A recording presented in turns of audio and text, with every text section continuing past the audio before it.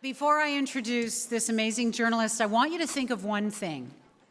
The next time you are afraid to ask a question of accountability, the next time you are afraid that some politician or other journalist might get mad at you for daring to actually ask tough questions and really dig into a story, I want you to think about what Maria Ressa does in covering the government of the Philippines, where there are consequences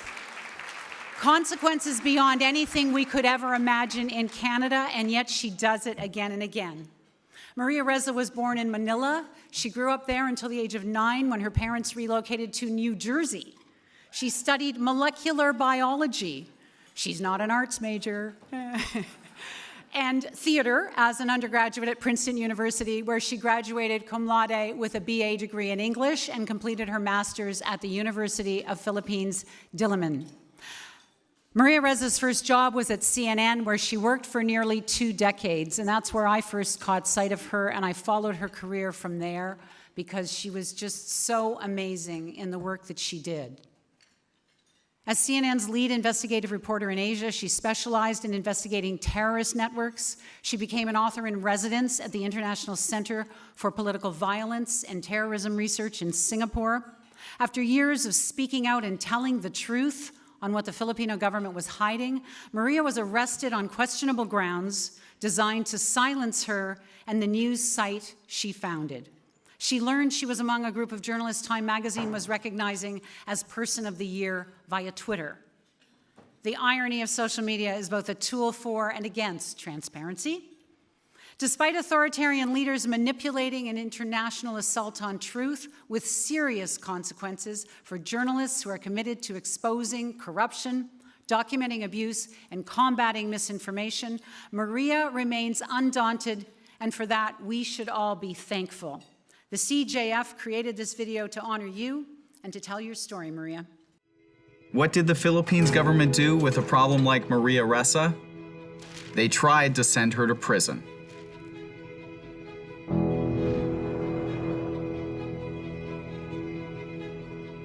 In November 2018, the Philippine government announced it would charge Ressa and the organization she founded, Rappler, with tax evasion and failure to file tax returns. The charges stemmed from the investment in Rappler by eBay co-founder Pierre Omidyar in 2015. Ressa has denied any wrongdoing. And I'll continue addressing the charges if nothing other than to show that A, they're politically motivated, 2, they're manufactured.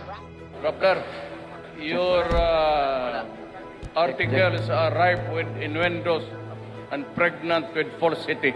Since you are a fake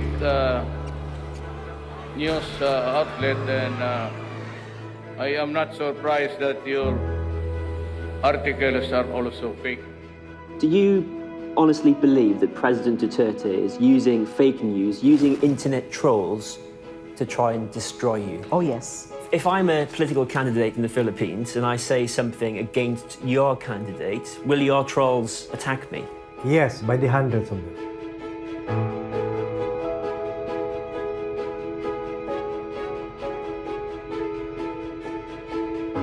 Securities and Exchange Commission has ordered the closure. The Securities and Exchange Commission orders the revocation of ang certificate of incorporation ng online news site na Rappler. And for me, it's about 2 things: abuse of power and weaponization of the law.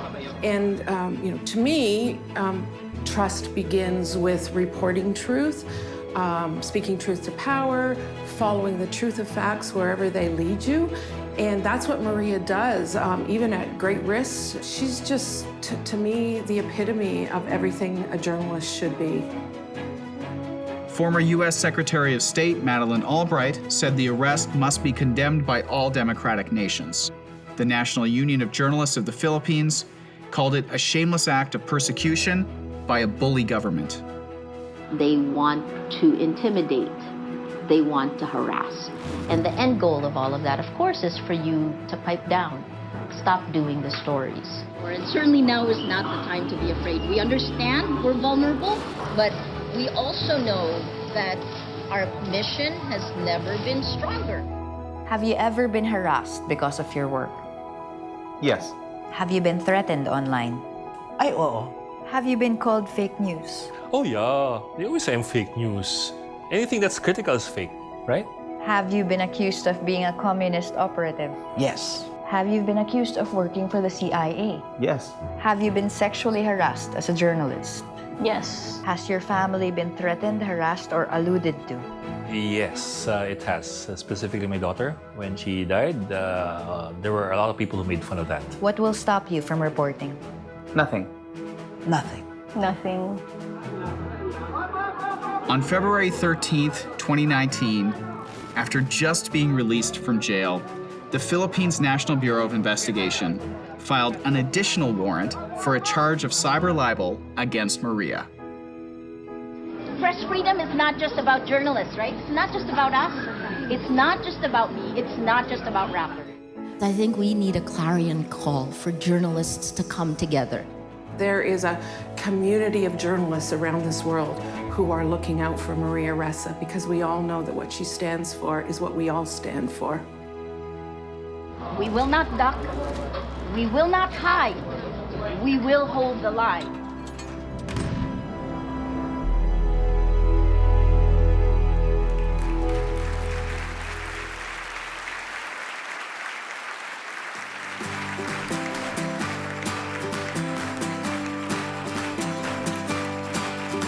Smoke in the sky and fire in the air. Desire burns between them. One big bush is gonna get you there. Takes a strong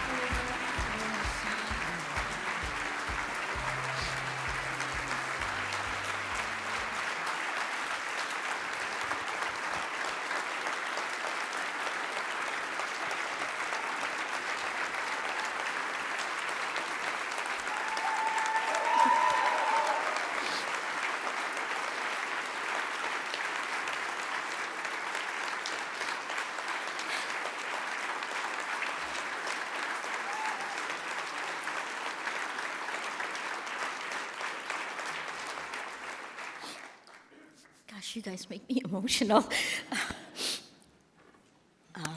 Thank you. 2 seconds. Thank you. My gosh, thank you. The CJF, it is an honor to be here. Thank you for getting me out for a little bit. Free air, I always say, you know, when I say free air, it means no security. It means not looking over your shoulder. So, we are living in unprecedented times. You're damned if you do and you're damned if you don't, and I'll bring that home to you here in Toronto. This is a time where crisis is opportunity, and that's actually a good thing. And fear, well, it can either save your life or doom our future. So let's make no mistake about it. Journalism really is in crisis. We are under attack, not just as sustainable news organizations, but as individuals. Each of us, individual journalists, online violence easily turns to real-world violence. We know that.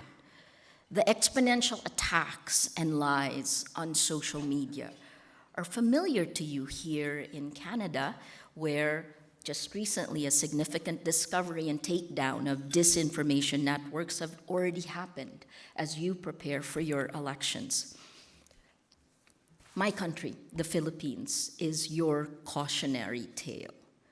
It's both a curse and a privilege to be a senior journalist in my country today.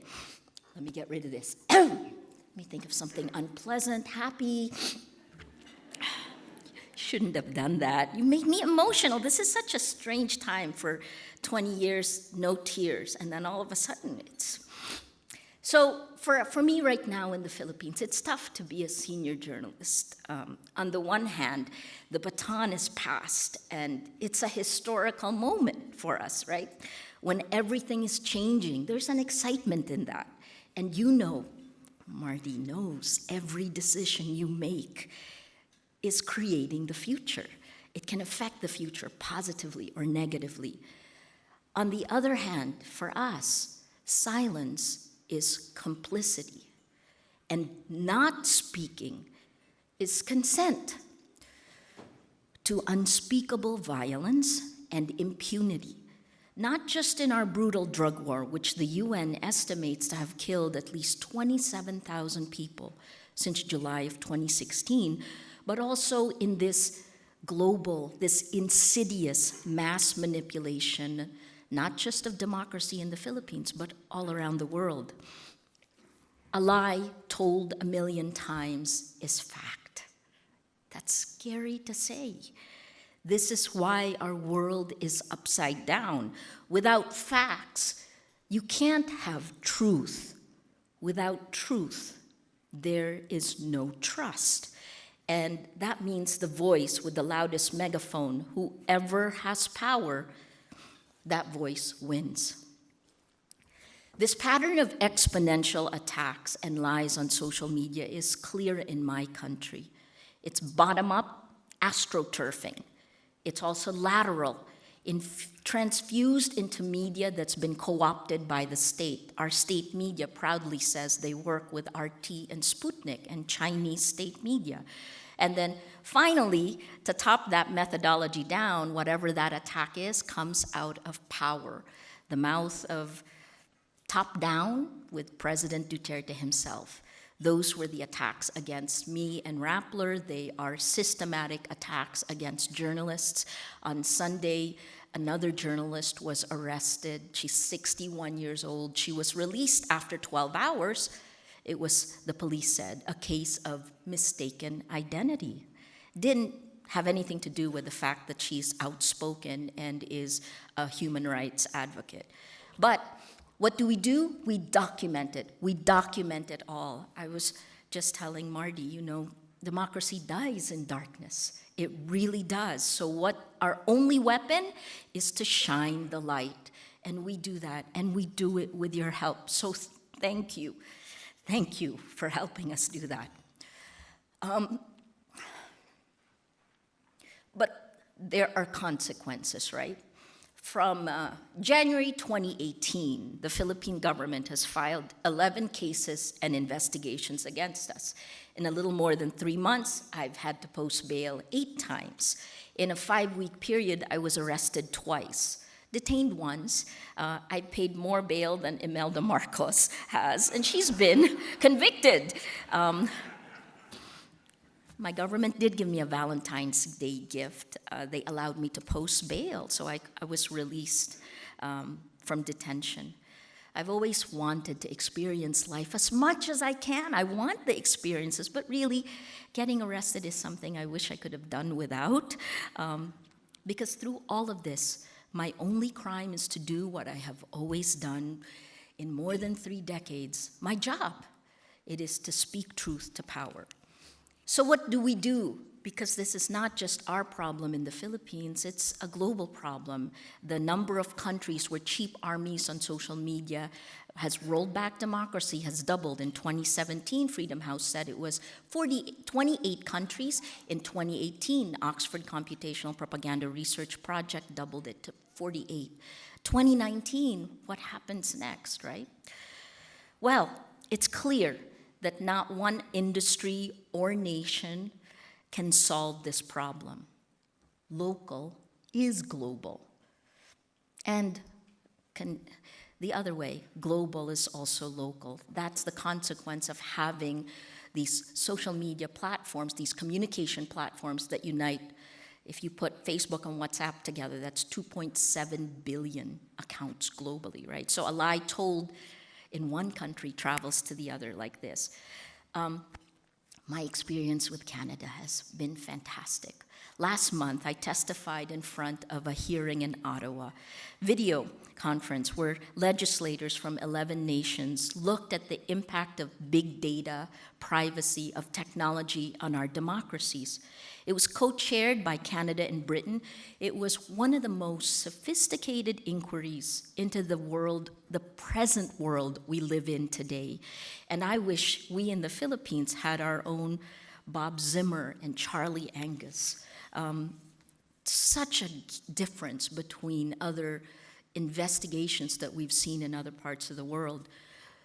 This is where I bring it back to you, where you're kind of damned if you do and damned if you don't.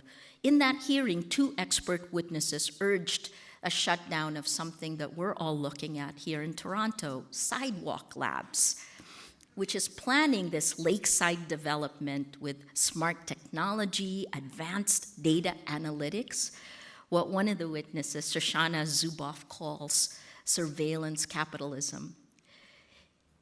If you choose to go ahead with it, your government would have to make sure the right safeguards are in place. You'll have to make sure that the government does it. But with the technology, is that even possible? Old power doesn't know what new power is doing, and new power has no idea how it's overturned old power. But then the other part, if you shut this experiment down, you give up the ability to actually create something new, something you've never had before. You can't experiment with the world of infinite possibilities that this new technology has brought. How can we create our future if we don't experiment? I have no solutions. I think the only thing we cannot do is to stand still. So someone asked me, what is courage? It's just putting one foot in front of the other. Take a step forward, take a step forward. This is a world where everything is changing as we move forward. And, things could be really bad now, but we'll walk through it and come out the other side. Let me end with how our generation's battle for truth requires courage, not just from the journalists, but from all of us. Look at that, right? Are you going to go ahead with this waterfront, with this experiment? Will you live in that? The social media tech platforms have taken over the distribution of news. But the biggest problem is they failed to take over our gatekeeping powers. We spent our careers on standards and ethics, on honing this. Machines can't replace that yet, did you notice? We need to demand that this virus of lies, it is a virus, that it is taking over our body politic, that is weakening our democracies. We need to demand that we find a vaccine, that we stop this virus from spreading, because it is spreading. The mission of journalism has never been as important as it is today. I'm live streaming you to the Philippines, so to our team in Rappler, this isn't mine, it's yours.